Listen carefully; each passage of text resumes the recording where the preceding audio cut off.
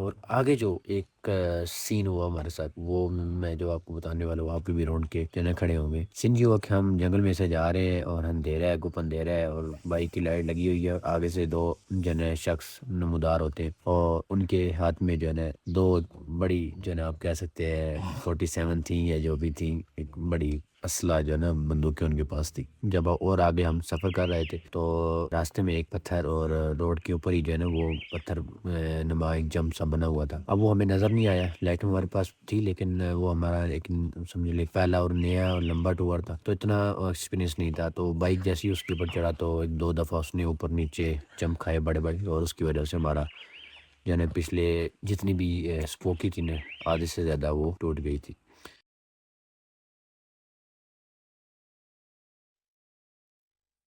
अस्सलाम वालेकुम वरहमतुल्लाहि वबरकातुहू। Welcome back to channel. उम्मीद है जी आप ठीक होंगे, खैर आफियत से होंगे। ये वीडियो जो है आपको बहुत ही एक मुनफरिद अंदाज में जो है मैं दिखाने वाला हूँ। सन 2023 में जब मैंने स्टार्टिंग किया था तो मैंने अपना ये टूर जो था वो शुरू किए थे। तो उस टाइम इतना वसाइल थे और ना हमारे पास इतनी चीज़ें थी, ना इतनी प्लानिंग होती थी और ना हमारे पास इतनी इन्फॉर्मेशन होती थी। तो हम टूर पर जो है ना जब जाते थे तो वो चीज़ें जो मैंने रिकॉर्ड की और मैं उसको लोड नहीं कर पाया तो मैंने अभी कहा कि मैं अभी उसको अपलोड करूँगा। तो उसके कुछ कुछ पार्ट हैं लेकिन वो आपको इस तरह समझ नहीं आएंगे तो मैंने कहा चले पहले मैं तफसील आपको बता दूँ और उसके बाद वो मैं आपको क्लिप दिखाता जाऊँगा। अभी जो आप इसके बाद जो पहला क्लिप देखेंगे उसमें यह है कि हमें ये इस्लामाबाद से सफ़र किया था और नारायण पहुंचे थे और नारायण में हमारे साथ एक हादसा हो गया था।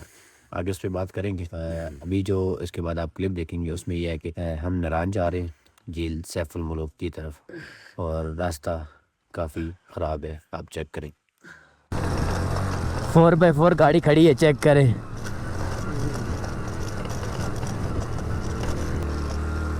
जीप वाले देख के हमें हंसेंगे कि यार वो कैसे आ रहे हैं।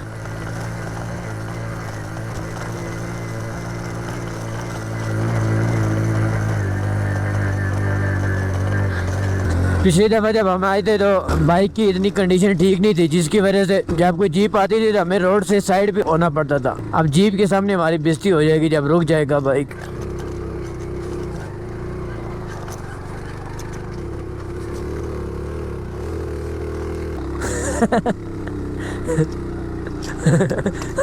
रिजान भाई को दूसरी दफ़ा हमने उतार दी है। बैठे फिजान भाई।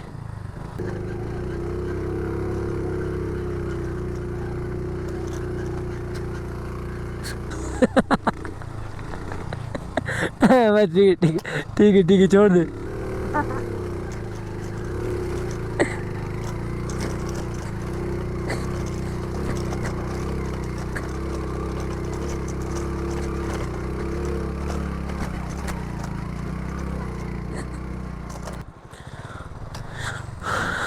वहाँ नीचे से हम होके आ रहे हैं, रास्ता बहुत ख़राब है ना।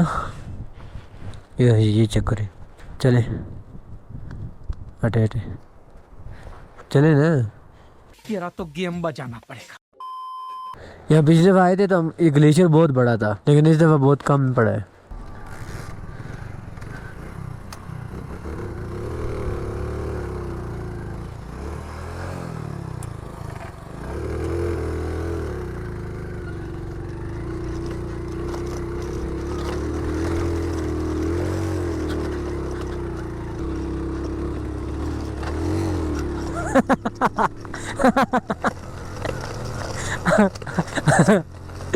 यार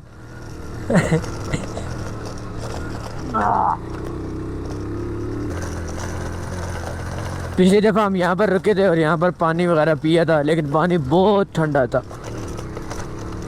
जीप वाले का किराया लाजमी पता करना चाहिए था लेकिन चलें इंशाल्लाह उधर जाके या वापसी पे आके पता करेंगे।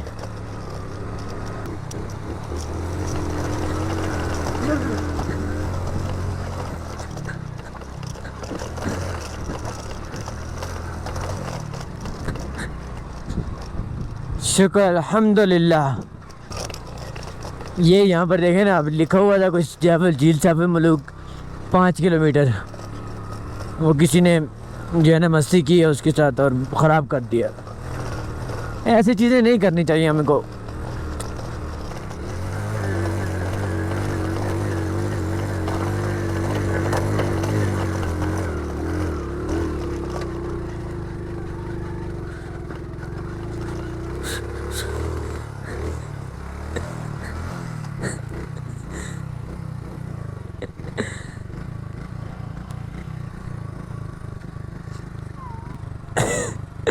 रायन भाई को हमने तीसरी दफ़ा उतार दी है। पिछली दफ़ा मैंने बाइक को यहाँ पर खड़े होकर तस्वीरें बनाई थी कि मेरा घोड़ा ऊपर चढ़ आया। चले बैठे।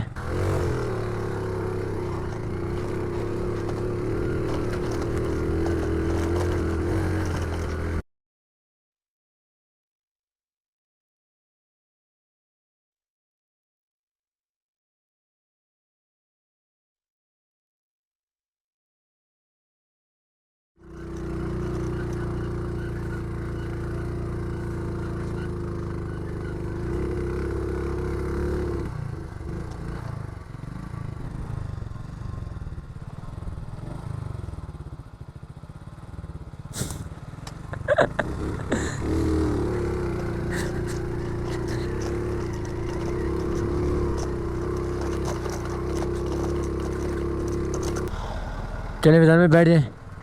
बैठे। अल्लाह अल्लाह खैर। चले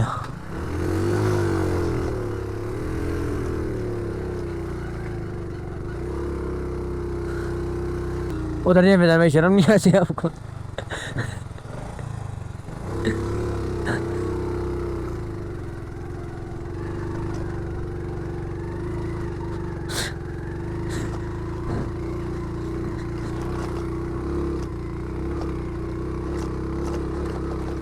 जान भाई को सांस नहीं चढ़ा, वही ऑक्सीजन की कमी। चले मैदान में बैठे। उधर जाके आराम करेंगे। इधर से ऊपर चढ़ेंगे। एक दफ़ा यहाँ से ऊपर चढ़े। एक दफ़ा यहाँ से ऊपर चढ़े ना आप। दरअसल मोटरसाइकिल हो गया गर्म, इस वजह से वो फिर जो पहले उसकी पिकअप थी अब वो नहीं है। वेलकम टू सैफुल मलूक झील। नीचे तो हमसे टिकट नहीं लिया गया था, लेकिन मुझे लगता है कि यहाँ ज़रूर लेंगे वो। कितने बंदो? हाँ कितने बंदो? 5-6 हैं। दूसरे किधर है? इधर 2 ही हैं, तो 2 ही हैं फिर।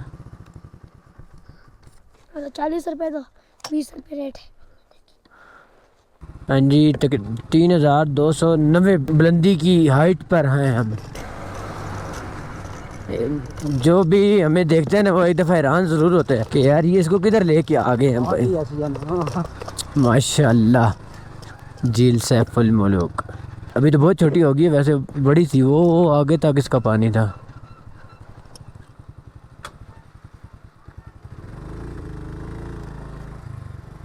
फाइनली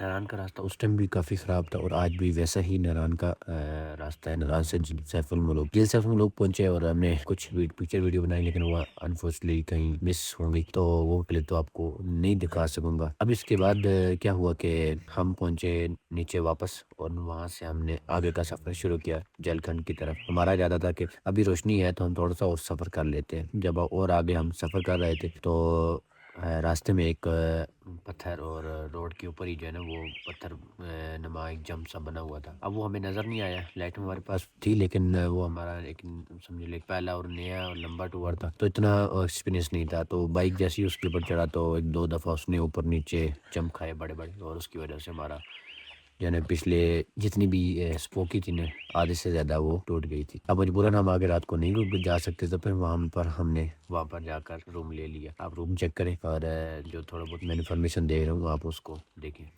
ये जी हमारा कमरा है, हमने जहाँ पर रात को स्टे किया है। हालत इसकी कोई गीब में जो है ना ख़राब ही हुई पड़ी है, लेकिन चले हमने अब यहाँ से निकलेंगे क्योंकि हमारे साथ रात को थोड़ा सा इशू हो गया था, वो जो है ना आपको फिर आगे बताएंगे। ये हम रात को इधर रुके थे। हमारे साथ रात को मसला ये हुआ जी कि हम रात को जा रहे थे तो लाइट भी थी, लेकिन बस ऐसे कह सकते हैं कि किस्मत में लिखा हुआ था, तो वो ऐसे हुआ कि जो है ना ऊपर से वो ग्लेशियर का पानी आ रहा था और उसको जो है ना लोगों ने थोड़ा सा रोड के दरमियान तक वो रास्ता बनाया हुआ था पानी का, वो थोड़ा सा बाहर जा रहा था। ये चेक करें जी।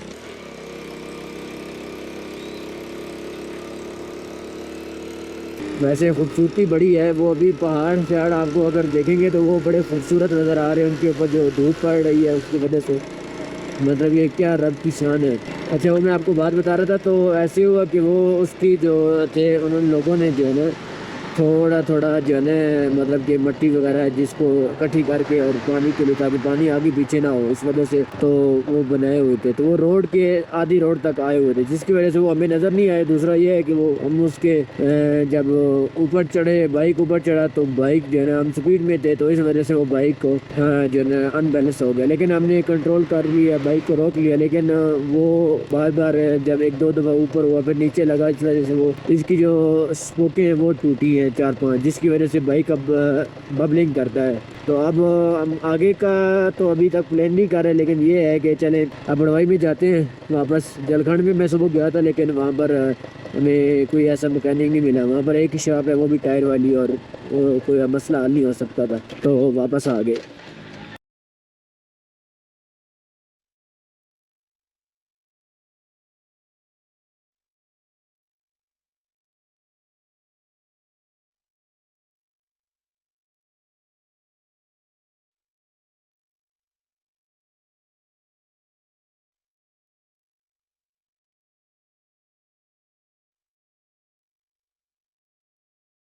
उसके बाद जी मैंने जब सुबह हुई तो देखा काफ़ी सारी स्पोकें टूटी हुई थी, और मैं फैज़ान भाई को गाड़ी पे बिठाया और ख़ुद मैं नारायण पहुंचा। अब नारायण पहुंचने के बाद मैंने अपने बाइक को सेट करवाया, और सन 2023 में मुझे जो स्पोकें मिली और थोड़ा सा मेरे जो वो बाइक का पिछला रिम था उसको सीधा किया गया, तो वो 1100 रुपये की उसमें कीमत आई थी, जो कि बहुत ही ज़्यादा थी, बहुत ज़्यादा। 20 रुपये की एक स्पोक मिलती थी इस्लामाबाद के अंदर। खैर हमने वो काम करवाया। काम करवाने के बाद जब मैंने कहा कि आगे चलते हैं, लेकिन मेरे साथ जो दूसरा दोस्त था उसने हमें नहीं भरी कि हम आगे नहीं जाएंगे, बाइक की हालत अच्छी नहीं है। हालांकि बाइक ठीक हो चुका था, लेकिन वो एक जो है ना क्या कहते हैं खौफ सा उसके अंदर आ गया था। फिर हमने बजाय आगे जाने के थोड़ा सा पीछे वापस आए, और शारान का जो रास्ता पारस से निकलते है वो सफ़र हमने शुरू कर दिया।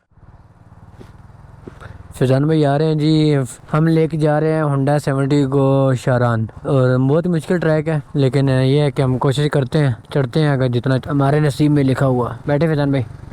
जो पारस से रास्ता ऊपर चढ़ता है वो शुरू में जो है ना चढ़ाई काफ़ी है उसकी, और थोड़ा सा आगे आने के बाद जो है ना फिर ये है कि थोड़ा सा रास्ता जो है ना नॉर्मल हो जाता है।